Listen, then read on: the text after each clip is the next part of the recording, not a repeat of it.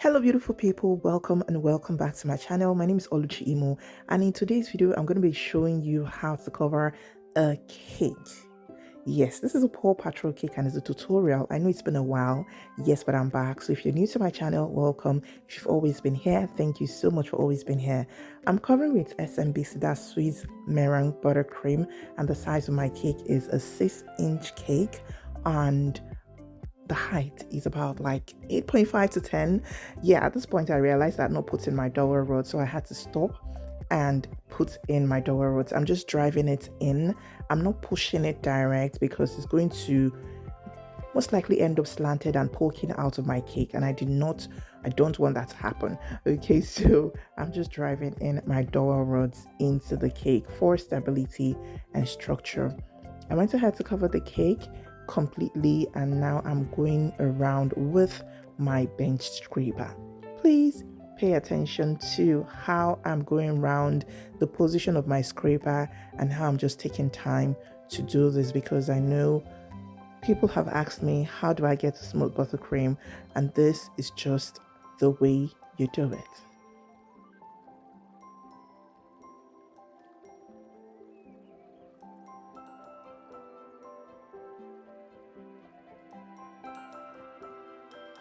I'm doing the 360 method of scraping, which is just going around in one movement. I'm not breaking it in, how do I put it now? So I'm just going around and starting from one point and going around. I'm sorry, I do not have control over this UK weather, so it just went dark or something, and that's why the exposure changed. But this is how you do it. You keep going around, take off the excess, make sure that your bench scraper is properly angled at a 45 degrees angle, whatever.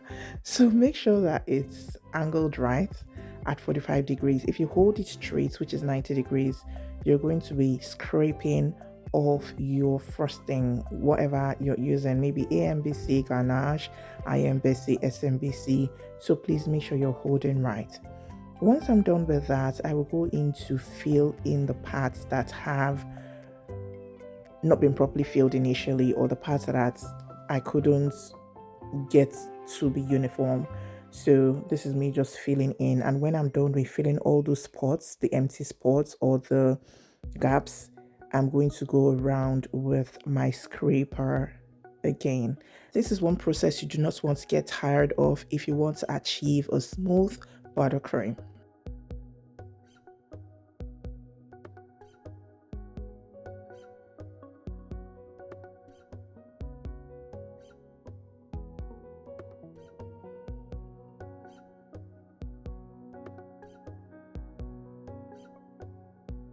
Once I'm done with that, I'm going into the next phase of the decorating, which is applying my black buttercream to the body of my cake. I'm going for a Dalmatian theme for my cake, and I wasn't too sure how I wanted this to play out initially, so I wasn't too sure if I would dab or if I would swipe or what to do exactly to achieve this print or the Dalmatian pattern that I wanted on the cake. So this is me just not too sure, trying different types of techniques. Do I call it techniques? So just trying different things, tapping, dabbing, swiping. I just wanted to get black. And at this point also I felt, gosh, I have just spoiled this cake. I have just added too much black to this cake, and I just wasn't happy with how it looked or how it was turning out. But I mean, I don't think there's anything I really could have done at this stage. Maybe chill the cake and bring it out and scrape it off, but that would have just been a lot of work. So I just proceeded with what I'd already started with.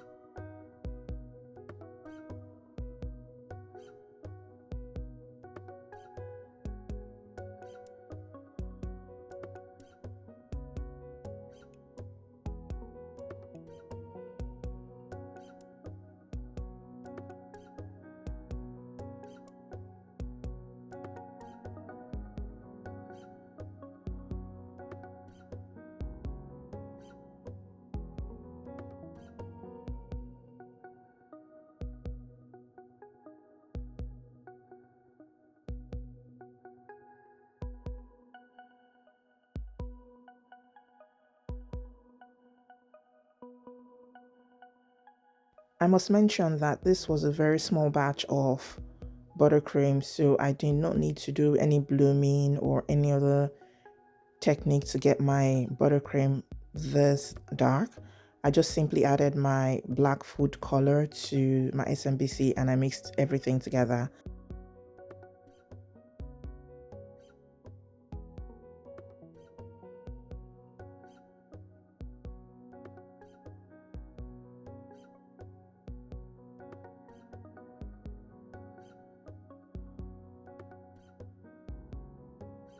I had to leave some space in front right there because I still had some other things to do, which you'll see later on in the video. So that's it.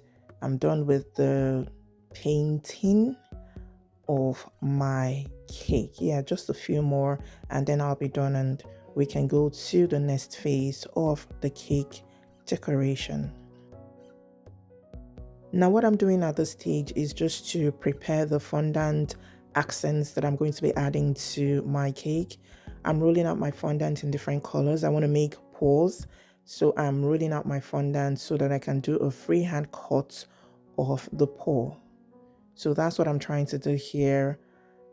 I have my knife or blade, my craft knife, and I'm just trying to cut it out freehand. I usually like to do freehand for some of my crafts. It works sometimes, it doesn't work sometimes. So like in this case, when I was done cutting, I realized that it wasn't as clean and it would have been a major issue getting the same size for all of the other colors. So I looked at it and I was like, no, let me just get something easier. So I made a template out of cardboard and that's what I'm going to be using. I already drew it out and then I cut it out and that's what I'm going to be using. I went ahead to cut out the smaller circles that would serve as the fingers, I will call it. And then I'm going to be using that template to give me some kind of ease with the work and uniformity as well.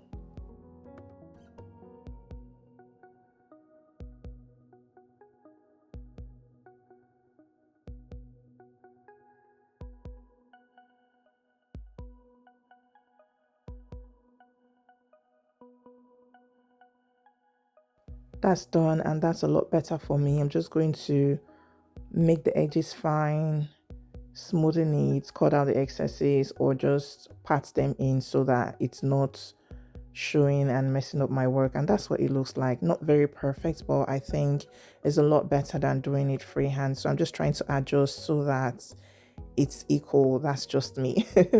So I'm trying to adjust it and went ahead to do the same for all the other colors.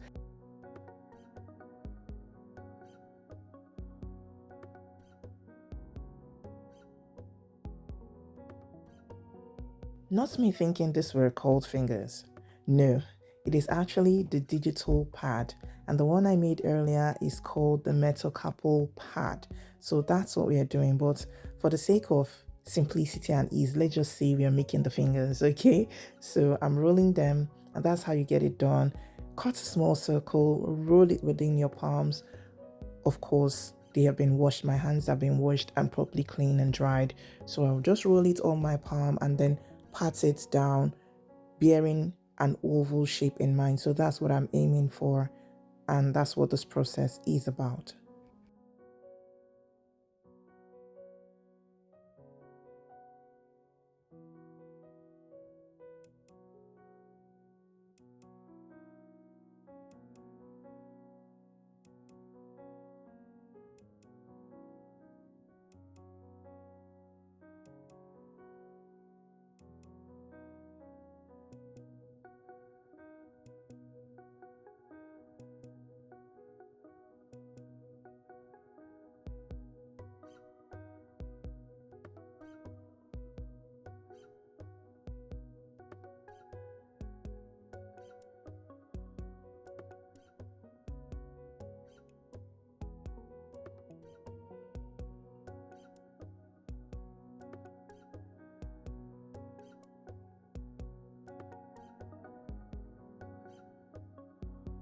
And that's how you get it done. Easy peasy. I believe there's an easier way to get it done. But if you have a cutter, oh, by all means, please use a cutter to do this faster.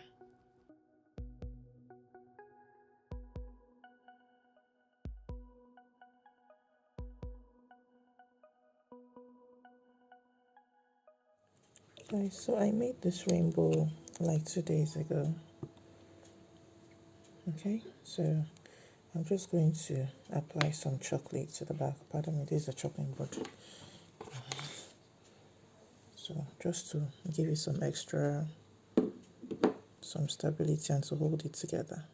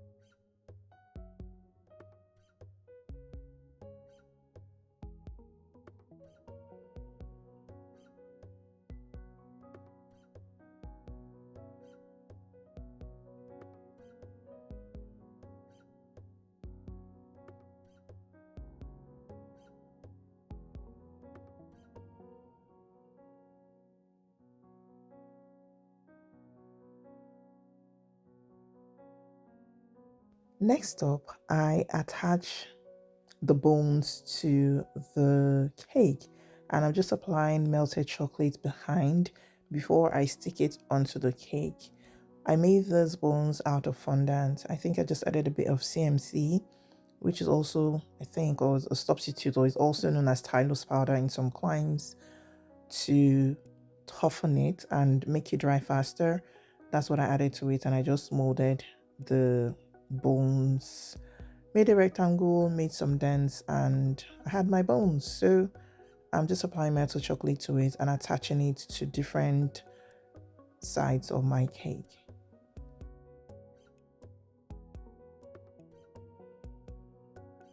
Once done with that, I'll go right ahead to roll out a little piece of fondant.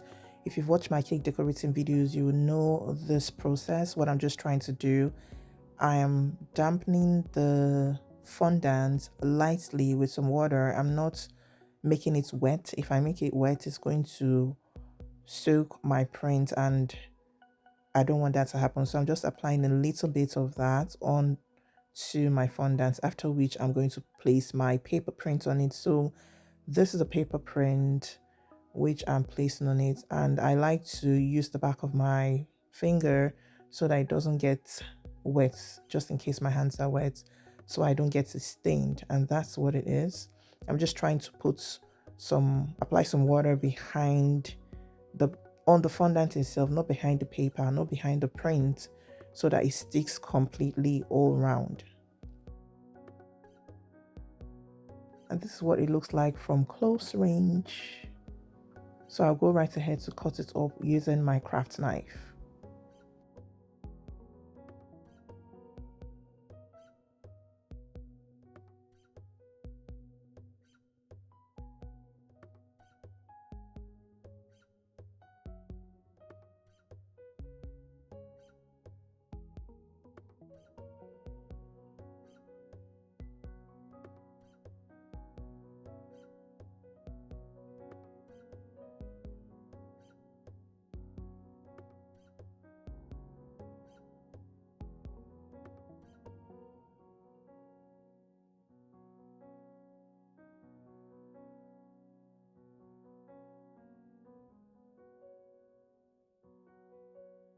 Now I'm just going in a second time to take off some of the excesses that I can see around the edges, because I like to have a clean coat when I do this.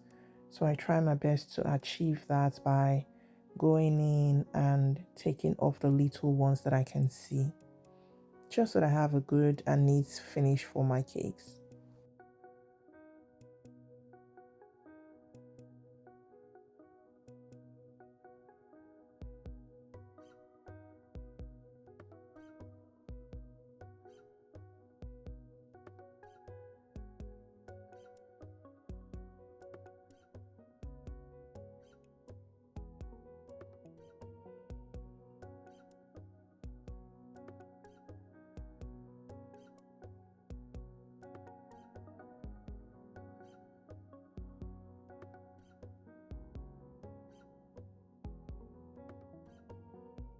I'm sorry this clip is a little hazy or blurry, I do not know why, but it will be fine in a bit.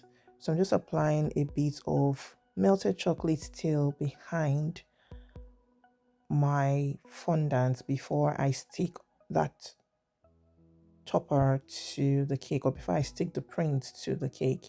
I'm just going in lightly, making sure that I touch every bit or every corner of the print before I apply it onto my cake.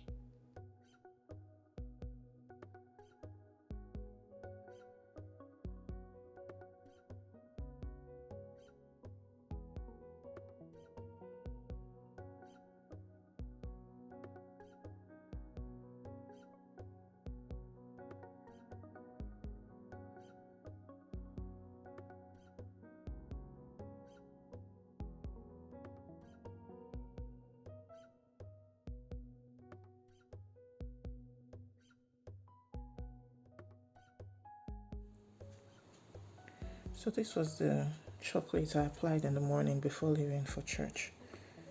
It's not very smooth though, but so I'm just going to go right ahead to put it onto the cake. Let's see. Do I move my hand a little bit? Yeah.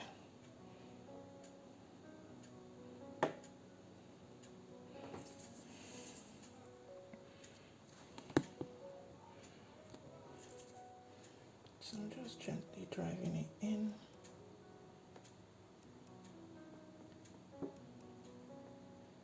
I think we'll stop there.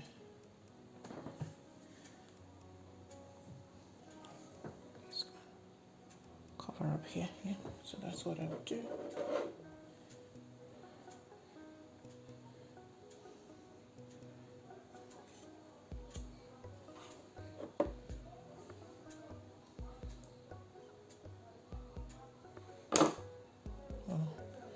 The thing with chocolate is that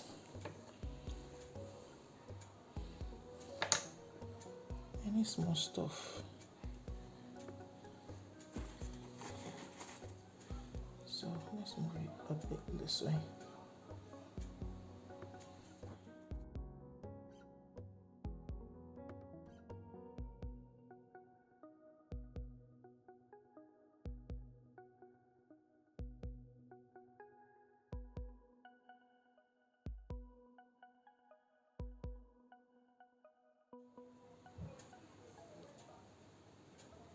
Some chocolate here.